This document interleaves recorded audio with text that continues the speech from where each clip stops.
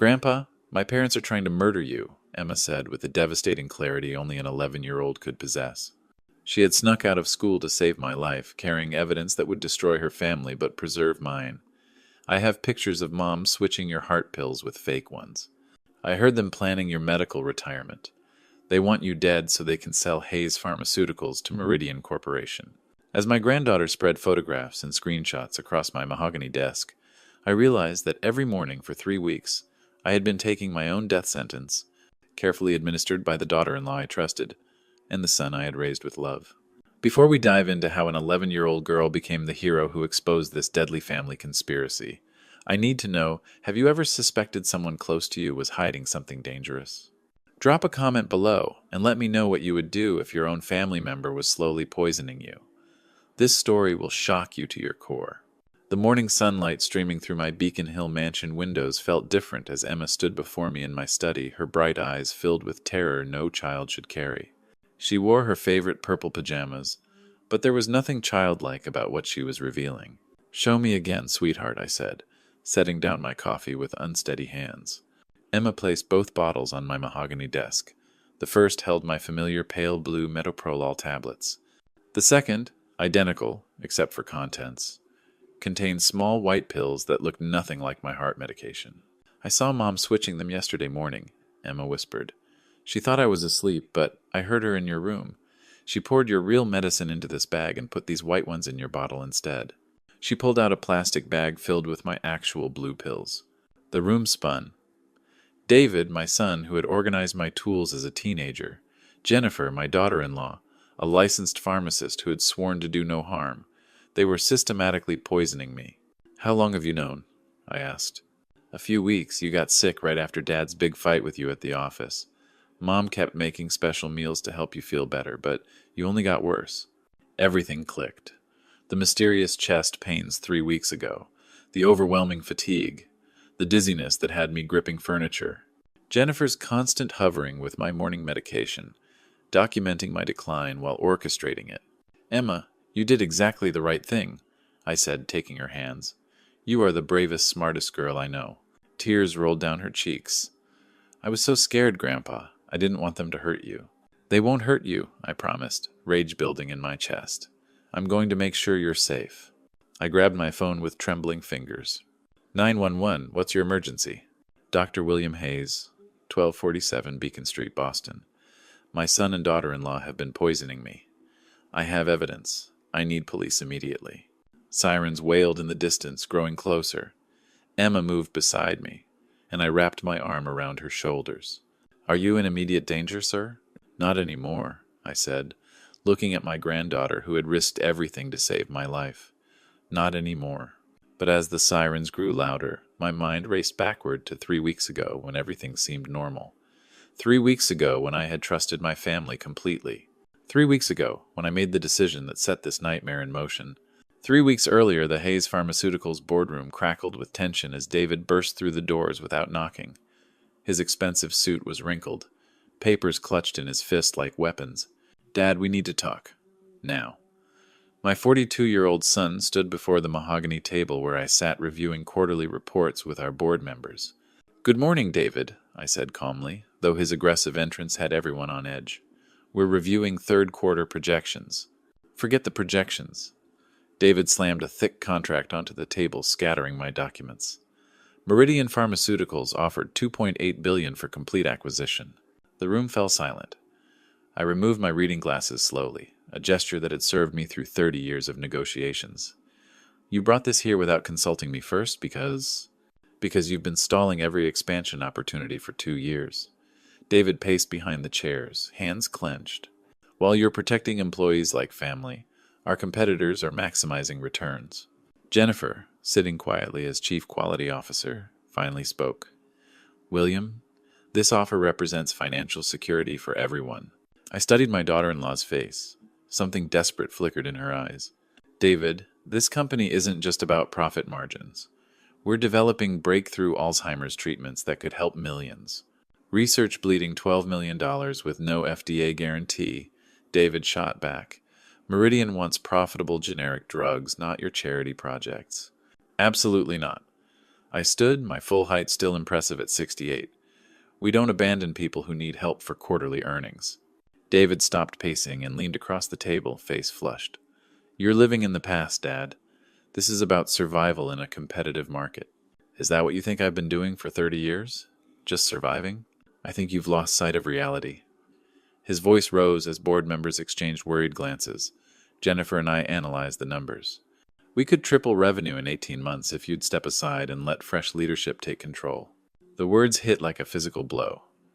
Step aside. After building this company from nothing, my own son wanted me gone. Fresh leadership.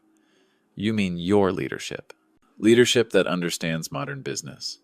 David straightened his tie, trying to compose himself. The board has a fiduciary responsibility to consider this seriously. I looked around the table at faces I'd worked with for years. Some avoided my gaze. The board will consider it, I said finally. But I won't be railroaded into destroying everything we've built. David's jaw tightened. Dad, I'm not asking permission anymore. This deal will happen, with or without your cooperation. Is that a threat?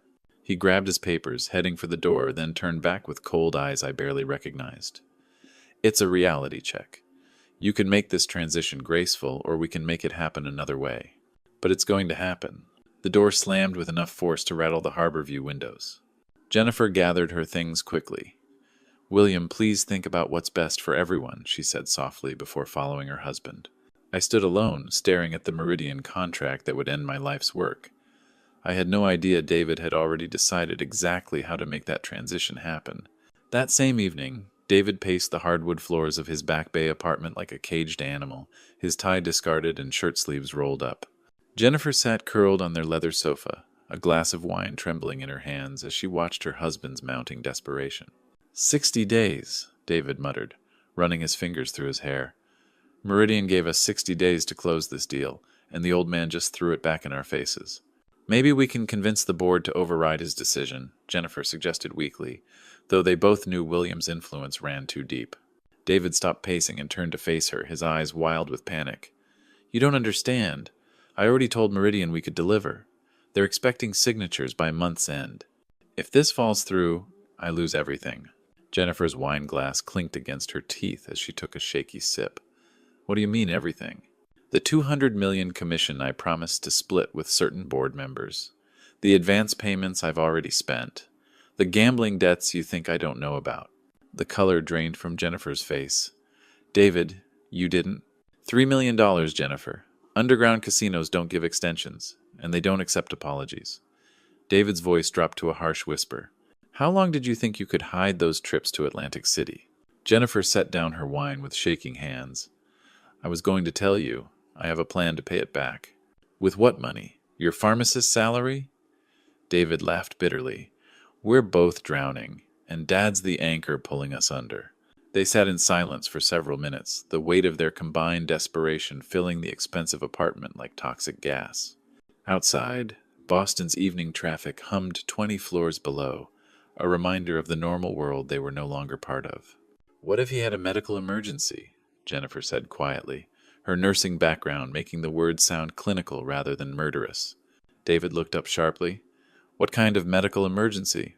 He's 68 with a heart condition. If his medication were adjusted, he could experience episodes that would force early retirement. Jennifer's voice grew steadier as she outlined the possibility. Heart palpitations, chest pain, fatigue. The board would insist he step down for health reasons. You're talking about poisoning him. I'm talking about accelerating natural aging processes. Jennifer stood and walked to the window, her reflection ghost-like in the glass. Small dosage modifications. Nothing immediately fatal, just incapacitating. David joined her at the window, and for a moment they both stared out at the city lights, each lost in their own dark calculations. How would it work? He asked finally. I replace his metoprolol with sugar pills. Without his heart medication, he'll experience increasing cardiac stress. I document his declining health as his concerned daughter-in-law. Within weeks, he'll be too weak to fight the Meridian deal. And if he doesn't step down voluntarily? Jennifer turned from the window, her face set with grim determination. Then we increase the dosage until nature takes its course. David felt something cold settle in his chest, but the alternative was worse. What about Emma? She's always around him. Emma's 11 years old. She won't suspect anything. Jennifer moved to their bedroom, already planning. I'll handle the medical aspects. You handle the board. As Jennifer disappeared into the bedroom to begin researching dosages, David remained at the window. Somewhere across the city, his father was probably working late in his study, reviewing research that could save millions of lives. By tomorrow morning, that research would be worthless, and William Hayes would begin dying one pill at a time. David pulled out his phone and scrolled to his father's contact information. His thumb hovered over the call button for a long moment before he deleted the number entirely. "Emma can never know what we're doing," he whispered to the empty room. The first chest pain hit on Tuesday morning, exactly 1 week after the boardroom confrontation. I was reviewing Alzheimer's research when sharp pressure gripped my chest like an invisible fist, stealing my breath and sending my coffee cup crashing to the floor. "William?" Jennifer appeared instantly, as if she'd been waiting nearby. "Are you all right?" I gripped my desk, waiting for the pain to subside. "Just chest discomfort. Probably stress from the Meridian situation." "Let me check your vitals."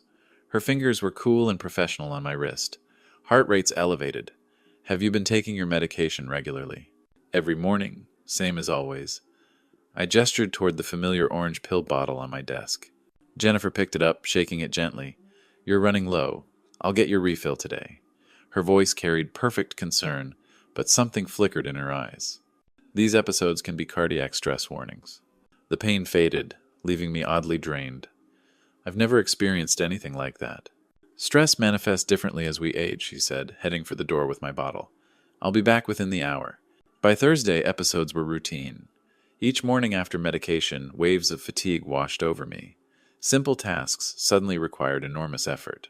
"You look pale, Grandpa," Emma observed during her after-school visit, finding me napping in my study chair. "Just tired, sweetheart." Growing old isn't for the weak. I managed to smile, though even that felt exhausting. Emma climbed onto my chair arm, her hand cool on my forehead. "Mom says you have heart problems. Are you going to be okay?"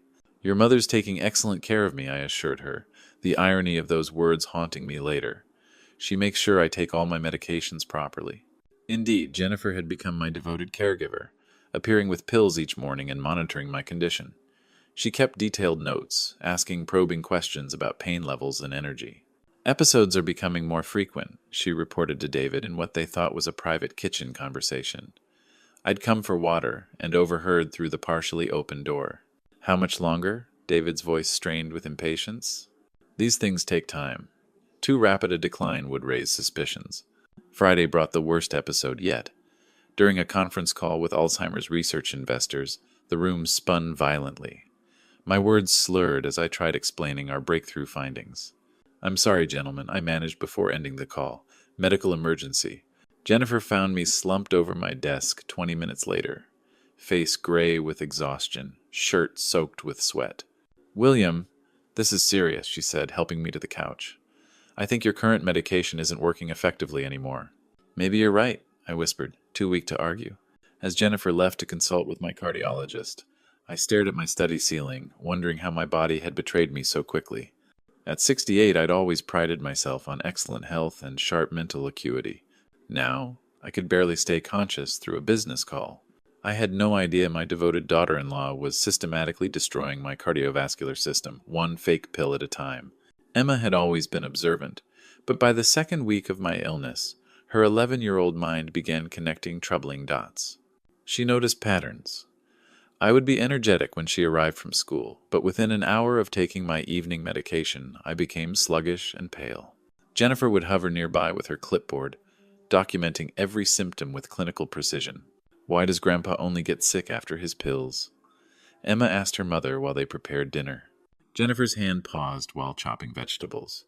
"Medicine doesn't work instantly, sweetheart. Sometimes people feel worse before they feel better." Emma wasn't satisfied. The next day, she positioned herself in the hallway, pretending to read while observing my morning routine. Jennifer entered my room at exactly 7:30 with my pill bottle and water. Within minutes of my taking medication, Jennifer would start her timer. "How are you feeling now, William?" Jennifer asked every 15 minutes, making notes. "Any chest tightness? Dizziness? Fatigue?" Emma found it strange that Jennifer seemed to expect specific symptoms rather than hope for improvement. The breakthrough came Wednesday evening when Emma needed the bathroom near the kitchen. She heard her parents talking in hushed tones. "The episodes are becoming predictable," Jennifer was saying. "I'm documenting everything from medical retirement paperwork." "How much longer before the board forces him out?" David's voice carried excitement. "Another week, maybe 2. Once he's gone, we'll shut down unprofitable projects. Meridian only wants the profitable patents." Emma pressed against the wall, heart pounding. She didn't understand everything, but enough. Medical retirement. Her parents were doing something to hurt Grandpa involving his medication. That night, Emma stared at her ceiling, processing what she'd heard. Her parents, who tucked her in and helped with homework, were making Grandpa sick on purpose. The next morning, Emma watched more carefully as Jennifer prepared my medication. Instead of leaving for school, she hid in the hallway closet. At 7:25, Jennifer entered my bedroom carrying 2 pill bottles. Through the closet crack, Emma watched Jennifer open both bottles, pour pills into her palms, then switch them. The pills from the first bottle went into a plastic bag. Pills from the second bottle went into my prescription container. Emma's hands flew to her mouth. Her mother was switching Grandpa's real medicine with something else. After Jennifer left and I retreated to my study, Emma crept into my bedroom. The plastic bag was hidden under tissues in the wastebasket. With trembling fingers, she retrieved it and compared the contents to my prescription bottle. The bag contained pale blue pills, like my heart medication. The bottle held completely white pills that looked nothing like real medicine. Emma clutched the evidence, tears streaming. Her mother was poisoning Grandpa, and her father was helping. Who would believe an 11-year-old accusing her own parents of attempted murder? Emma made her decision. She had to save Grandpa herself. Emma's decision to investigate further came with the weight of an adult responsibility no child should carry. Over the next 3 days, she developed a plan with the methodical precision of a detective, using her after-school time to gather evidence. Her first breakthrough came on Friday morning. Emma pretended to have a stomachache, staying home from school while her parents went to work. At 7:30, she positioned herself in the hallway closet with a perfect view of my bedroom door. Jennifer arrived punctually, carrying what Emma now knew were 2 different pill bottles. Through the crack in the closet door, Emma watched her mother's morning routine with new eyes.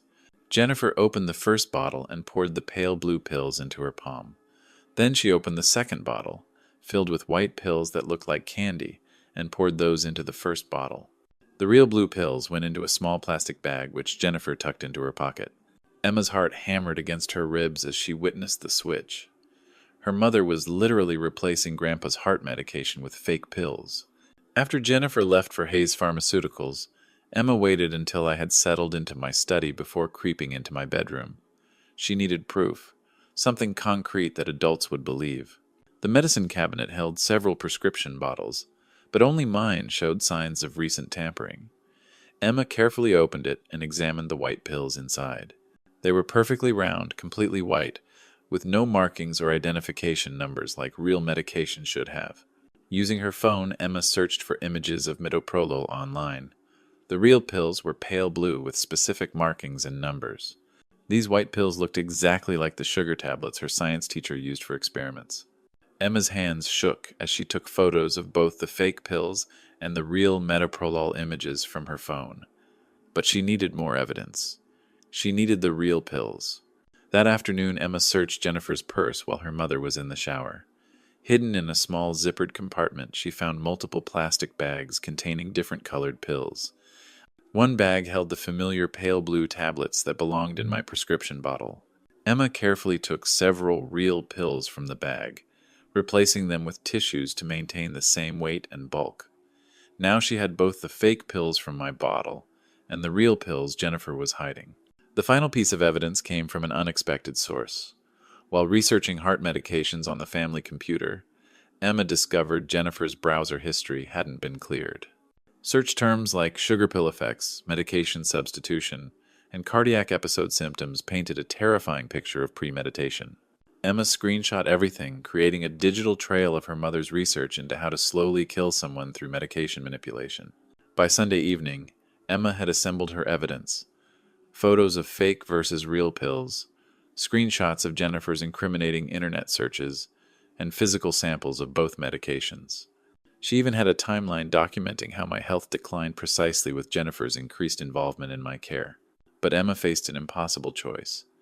Presenting this evidence would destroy her family and send her parents to prison. Not presenting it would let them kill the person she loved most in the world. As she sat in her bedroom Sunday night, staring at the evidence spread across her desk, Emma realized she was no longer just an 11-year-old girl. She was the only person standing between her grandfather and death. The next morning, she would have to find the courage to save a life by destroying the only family she had ever known. Emma carefully gathered her evidence and hid it in her school backpack. Tomorrow, she would approach Grandpa with the truth that would shatter both their worlds. Monday morning arrived with deadly urgency at Hayes Pharmaceuticals. The emergency board meeting David had scheduled for 10 a.m. was meant to discuss my medical retirement, though I was unaware of the true agenda. "Dad, you look terrible," David said, finding me in my office at 8:30, struggling through quarterly reports amid waves of dizziness. "Maybe skip this meeting and rest." "I'm not missing a board meeting about my own company," I replied, though speaking required enormous effort. The weekend had brought my worst symptoms yet, and this morning I felt like I was drowning in my own body. David exchanged a meaningful look with Jennifer, who had arrived early to check my condition. She approached with her clipboard and a new concern. "William, your color is alarming," Jennifer said, pressing her hand to my forehead. "I think we need to increase your medication dosage. Your current prescription clearly isn't managing these cardiac episodes." She produced a new pill bottle from her purse containing larger white tablets. "I consulted your cardiologist over the weekend. He recommended doubling your morning dose for today's important meeting." Something flickered in Jennifer's eyes, an eagerness inappropriate for genuine medical concern. "Double the dose?" I questioned, my thoughts wrapped in cotton. "That seems aggressive." "Aggressive situations require aggressive treatment," David interjected. "The board expects you sharp today, Dad. This meeting determines our company's future." I looked at the pills in my palm, larger and whiter than usual. "These look different." "Extended release formula," Jennifer said smoothly. "Much more effective for sustained cardiac support during stress." As I raised the pills toward my mouth, a small voice interrupted from my doorway. "Grandpa, wait." Emma stood there in her school uniform, backpack clutched against her chest, young face pale but determined. She should have been in first period math, but instead was here, carrying the weight of the world on 11-year-old shoulders. "Emma, what are you doing here?" David's voice carried sharp irritation. "You should be in school." "I need to talk to Grandpa. Alone." Emma's voice was steady despite forming tears. "Sweetheart, Grandpa needs his medicine and meeting preparation," Jennifer said, moving closer with false maternal concern. "We can talk later." Emma's voice grew stronger. "It has to be now." She walked directly to my desk, setting down her backpack with deliberate purpose. "Grandpa, I have something very important to show you. Something about your medicine." David stepped forward aggressively. "Emma, you're being disruptive. Your grandfather is sick and needs—" "My grandfather is sick because of you," Emma said, her voice cracking as she opened her backpack. "Because of both of you." The room fell silent except for distant traffic 20 floors below. Jennifer's clipboard clattered as Emma pulled out 2 pill bottles, placing them side by side on my desk.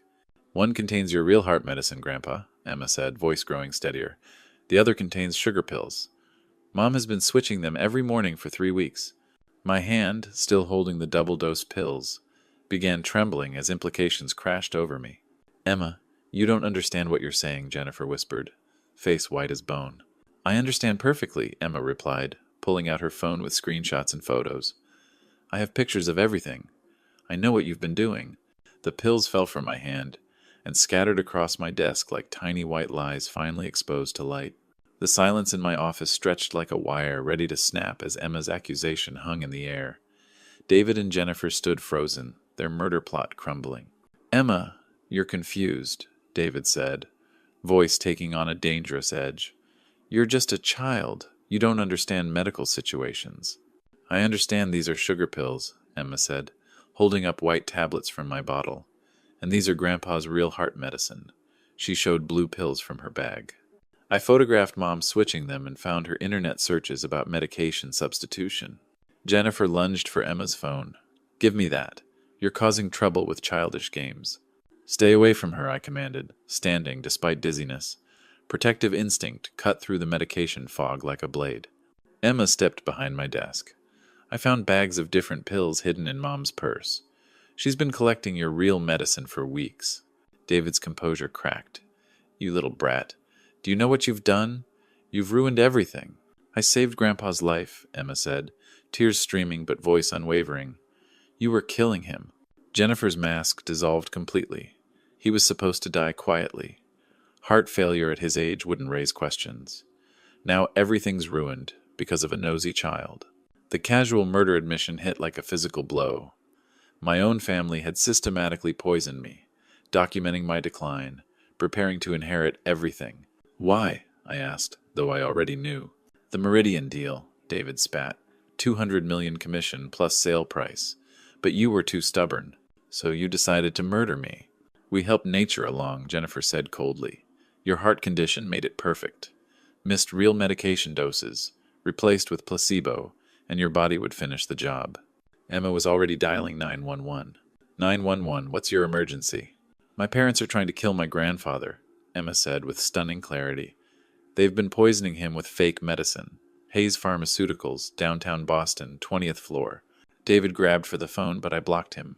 Don't touch her. Sir, are you in immediate danger? The dispatcher asked. Emma held the phone for me. Dr. William Hayes. My son and daughter-in-law have systematically poisoned me by replacing heart medication with sugar pills. My granddaughter has evidence. We need police immediately. Units dispatched. Stay on the line. Jennifer frantically gathered papers, trying to destroy evidence. David, we need to leave. Now. Nobody's leaving, I said, blocking the door despite my weakness. Get out of the way, old man, David snarled, pushing past me.